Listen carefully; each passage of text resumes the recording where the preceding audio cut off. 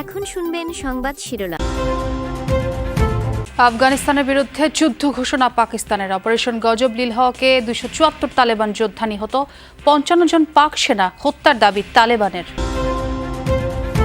জাতিসংঘের সাধারণ পরিষদের নির্বাচনে বাংলাদেশকে ওআইসিভুক্ত বিভিন্ন দেশের সমর্থনের আশ্বাস। সৌদি আরব থেকে ফিরে জানালেন পররাষ্ট্রমন্ত্রী। পুলিশ হত্যাসহ অমীমাংসিত বিষয়ে প্রয়োজনে ফের তদন্ত হবে, ঠাকুরগাঁওয়ে মির্জা ফখরুল।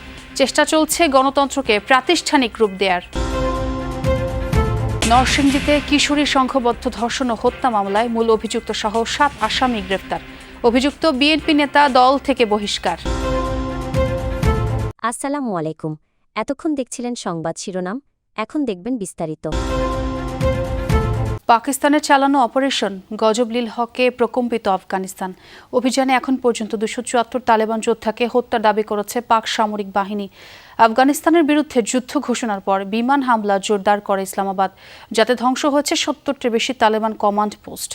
এর আগে সীমান্তবর্তী প্রদেশগুলোয় প্রথম হামলা চালায় তালেবান যোদ্ধারা। তাদের দাবি 19টি সেনা চৌকি দখল করা হয়েছে। সংঘাতে প্রাণ গেছে 55 পাক সেনা সদস্যের।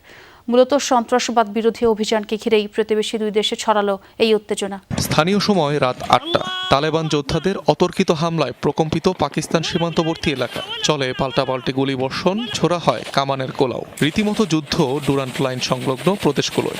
আফগান সীমান্তে চালানো সাম্প্রতিক হামলার জবাবে বৃহস্পতিবার রাতে পাকিস্তানের বিরুদ্ধে অভিযান শুরু করে তালেবান। খোস্ত, পাকতিয়া, নুরিস্তান, কুনার সহ বেশ কয়েকটি এলাকায় মিলেছে সংঘাতের খবর।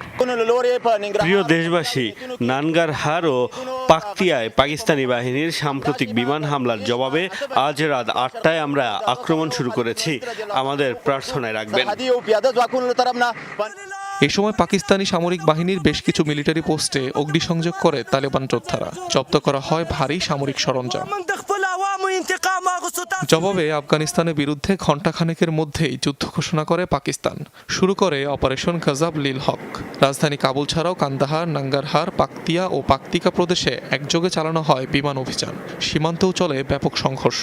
ধ্বংসের দাবি করা হয় বহু তালেবান আউটপোস্ট, অস্ত্রাগার ও 2টি ব্রিগেড হেডকোয়ার্টার। জাতিসংঘের সাধারণ পরিষদ নির্বাচনে বাংলাদেশকে সমর্থনের আশ্বাস দিয়েছে ওআইসিভুক্ত বিভিন্ন দেশ। সৌদি আরব সফর শেষে দেশে ফিরে সাংবাদিকদের এই কথা জানান পররাষ্ট্রমন্ত্রী ডক্টর খলিলুর রহমান। এটি ছিল বিএনপি সরকারের কোনো শীর্ষমন্ত্রীর প্রথম বিদেশ সফর।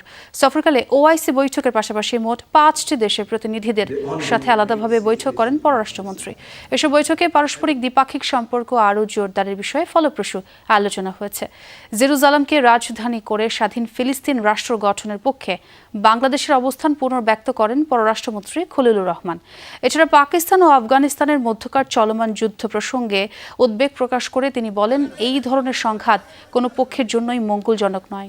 জাতিসংঘ সাধারণ পরিষদের 81তম অধিবেশনের সভাপতিত্বের জন্য বাংলাদেশের যে প্রার্থিতা সে বিষয়ে আলোচনা করেছে এবং প্রত্যেকটি দেশ আমাদেরকে বিপুল সমর্থন দিয়েছে এবং আমাদের জন্য জাতিসংঘে কাজ করবার জন্য প্রতিশ্রুতি দান করেছে। পুলিশ হত্যাসহ অমীমাংসিত বিষয়গুলো নিয়ে তদন্ত হয়েছে, প্রয়োজনে আবারও তদন্ত হবে।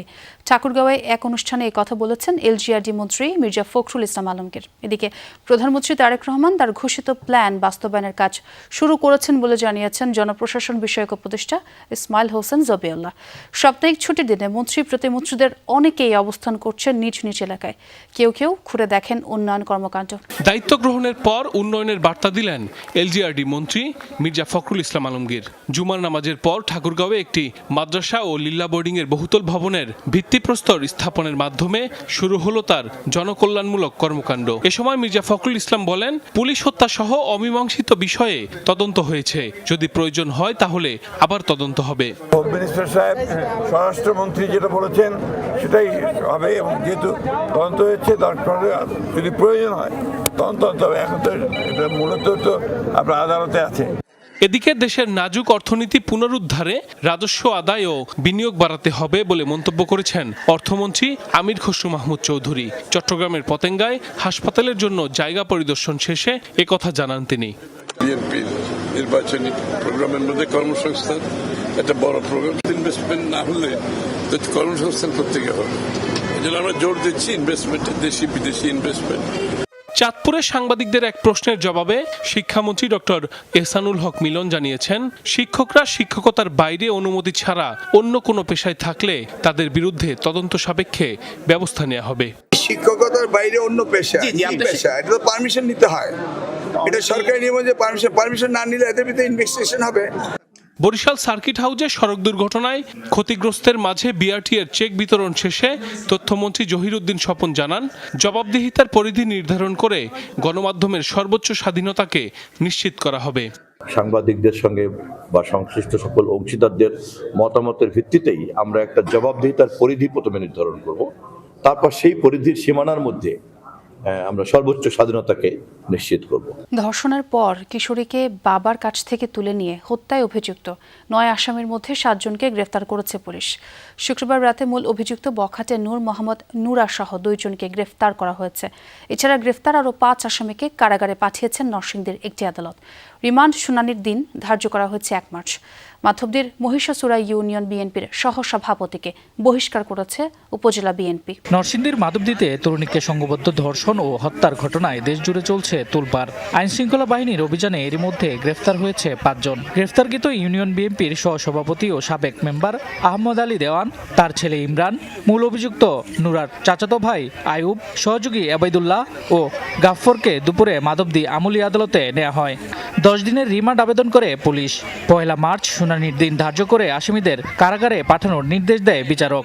এর আগে বৃহস্পতিবার রাতে 9 জনকে আসামি করে মামলা করে ভুক্তভোগীর পরিবার। স্বজনদের অভিযোগ, সপ্তাহ 2 আগে ওই তরুণীকে স্থানীয় বখাটে নুরার নেতৃত্বে 6 জন সংঘবদ্ধ ধর্ষণ করে। পরে মোটা অঙ্কের টাকা নিয়ে ঘটনা ধামাচাপা দেওয়ার চেষ্টা করে বিএনপি নেতা ও সাবেক মেম্বার আহমদ আলী দেওয়ান। ভুক্তভোগী পরিবার মীমাংসায় রাজি না হওয়ায় তাদের ভয়ভীতি দেখানো হয়। স্বজনদের অভিযোগ, বিচার না হওয়ায় আরও বেপরোয়া হয়ে ওঠে বখাটেরা। গত বুধবার সৎ বাবা মায়ের সাথে খালার বাড়ি যাওয়ার সময় জোর করে তুলে নিয়ে যায় ওই তরুণীকে। পরদিন একটি ক্ষেত থেকে তার মরদেহ উদ্ধার করে পুলিশ। আবারও সংঘবদ্ধ ধর্ষণের পর তাকে হত্যা করা হয়েছে বলে অভিযোগ পরিবারের। আমার এই কথা, আমি খালি বিচারে চাই, আমি আর কোনো বিচার কিছু চাই না, আমি বিচারে চাই। আল্লাহকে যারা এই কাজ করছে, যারা করে না, যে ইয়ে করছে নাকি সবাই যারা ঘুষকেছে ফাঁসি চাই। যারা এই মনে মার্ডার করছে হাগর দইরা আইনা হাগর বিচার চান, হাগর ফাঁসি হোক, জেল হোক। প্রশাসনের সর্বোচ্চ দাবি যে রাজনৈতিক ছত্রছায়া যেন কেউ ধর্ষণের বিচার থেকে ছাড়া না পায়। এদিকে ঢাকা রেঞ্জের ডিআইজি রেজাউল করিম মল্লিক ঘটনাস্থল ও মাধবদী থানা পরিদর্শন করেন। পলাতক আসামিদের ধরতে অভিযান চালাচ্ছে বলেও জানান তিনি। আমাদের অভিযান চলছে, এই মুহূর্তে একটি টিম ঢাকার বাইরে অবস্থান করছে। আমরা ইনশাল্লাহ খুব তাড়াতাড়ি ধর্ষক এবং সালিশকারী যারা ছিল তাদেরকে গ্রেপ্তার করতে সক্ষম হব।